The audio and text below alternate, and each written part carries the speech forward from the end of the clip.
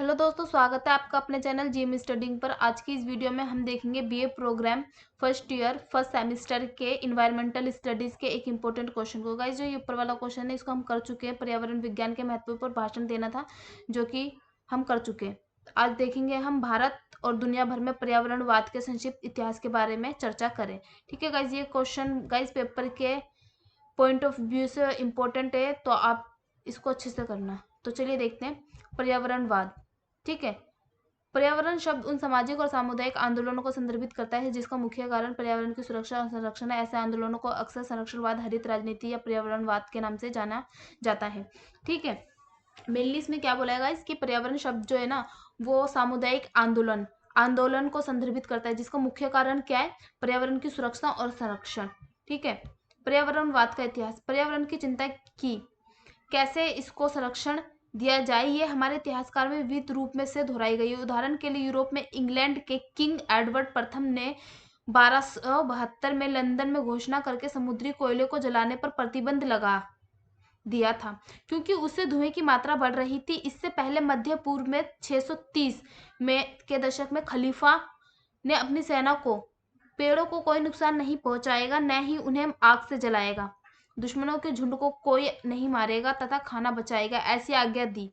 उन्हें भी पर्यावरण के महत्व का पता था। पर्यावरण भारतीय सभ्यता के शुरुआत से ही पर्यावरण को सुरक्षित रखने की जागरूकता लोगों में मौजूद थी, लेकिन आधुनिक काल में विशेषकर स्वतंत्रता के बाद से आर्थिक विकास को ज्यादा मान्यता दी गई, जिसके कारण पर्यावरण का महत्व कम होता चला गया। 1977 में 42वें संशोधन में कुछ महत्वपूर्ण धाराओं को जोड़ा गया, जिसमें सरकार की जिम्मेदारी थी वे एक स्वच्छ और सुरक्षित पर्यावरण प्रदान करेंगे।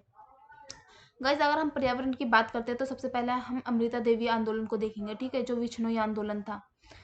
देखिए, इसमें क्या था, जब भी हम पर्यावरण की बात करते हैं तो हमारे इतिहास में सबसे पहले अमृता देवी का नाम आता है। सन 1730। ठीक है, सन 1730 में जोधपुर के महाराजा अभय सिंह को अपने नए महल के लिए लकड़ी की जरूरत थी, तो उन्होंने खेजड़ी गांव की खेजड़ी वृक्ष काटने के लिए अपनी सैनिक टुकड़ी भेजी। गांव की एक महिला अमृता देवी विश्नोई ने खेजड़ी वृक्ष काटने का विरोध किया।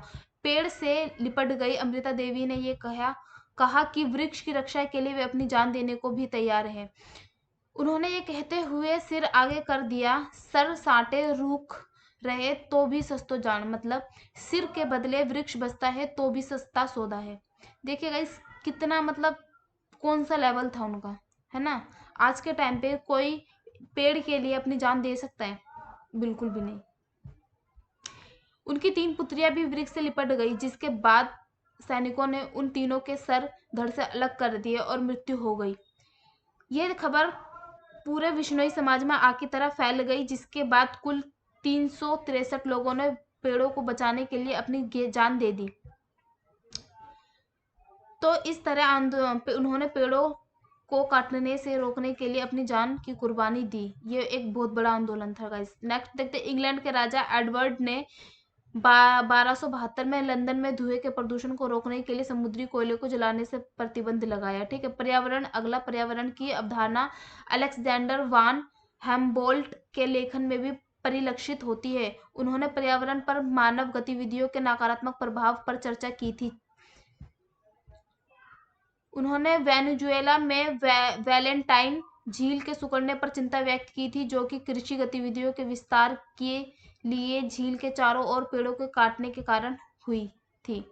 ठीक है, फोर्थ है इंग्लैंड में 1889। गाइज, इसमें हम भारत का नहीं पढ़ेंगे क्योंकि हमें पूरे विश्व का बोला है पर्यावरणवाद, भारत और दुनिया भर में बोला है, तो इसलिए हम अलग अलग देशों का भी देखेंगे। ठीक है, 1889 में पक्षियों के संरक्षण के लिए सोसाइटी और 1894 में ऐतिहासिक रुचि या प्राकृतिक सौंदर्य के स्थानों के लिए राष्ट्रीय ट्रस्ट की स्थापना की। ब्रिटेन में संरक्षणवाद आंदोलन की शुरुआत थी।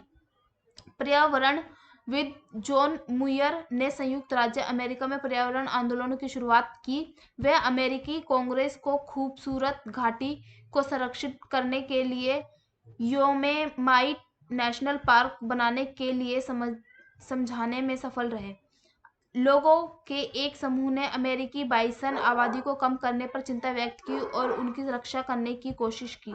ठीक है, चिपको आंदोलन देखते हैं हम गाइस यहाँ पर। चिपको आंदोलन 1973 में उत्तराखंड के एक चमोली जिले में सुंदरलाल बहुगुणा ने हिमालयी क्षेत्र में पेड़ों की अवैध कटाई को रोकने के लिए चिपको आंदोलन की शुरुआत की। नेक्स्ट है वह द साइलेंट वैली मूवमेंट।